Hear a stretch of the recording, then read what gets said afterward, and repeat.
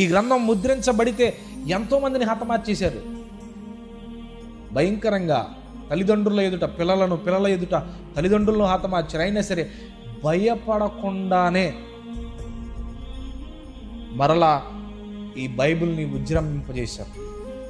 క్రీస్తుని గూర్చిన వార్త ఎక్కడైతే వినపడకూడదని ప్రయత్నాలు చేస్తున్నారు, అక్కడే తిరిగి మరలా బలమైన కోట గోడలు కట్టబడుతూనే ఉన్నాయి.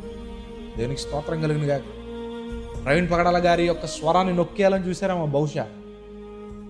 ప్రవీణ్ పగడాల గారిని హతమార్చాలి, ఇక ఆ స్వరం వినపడకూడదు, ఆ వ్యక్తి కనపడకూడదు, ఆయన ఎక్కడ కూడా దేవుని సువార్తను అందించకూడదు అనుకున్నారేమో బహుశా. నీకు విషయం చెప్తావేనండి,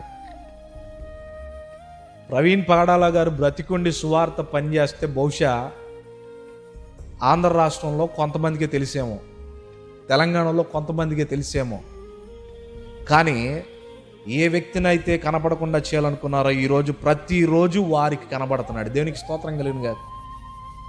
ఏ వ్యక్తి స్వరాన్ని మూసేయాలని చూస్తున్నారో అదే స్వరం ఈరోజు నా రాజు మై కింగ్ అంటూ వినబడుతూనే ఉన్నాడు. ఇంకా చెప్పాలి అంటే రానున్న సంవత్సరాలన్నిటా కూడా ఒక గొప్ప హతసాక్షిగా చరిత్రకు ఎక్కినటువంటి వ్యక్తిగా మార్చబడిపోయాడు. ఆయన ప్రాణాన్ని ఆయన ఏదో పరిచయం చేసుకుంటూ ఏదో కొద్దో గొప్ప చేసుకుంటూ వెళ్ళిపోతా ఉంటే కొంతమంది దేశద్రోహులు, చెప్పాలంటే మతోన్మాదమైనటువంటి విధానం కలిగినటువంటి వారు ఈ నోరు నొక్కి పెట్టాలని చూశారు. కానీ ఈ నోరు ఇప్పుడు ప్రతి నోట వినబడుతూ ఉంది. ఈ నోరు ప్రతి చెవిని ఆనుకుంటూ ఉంది.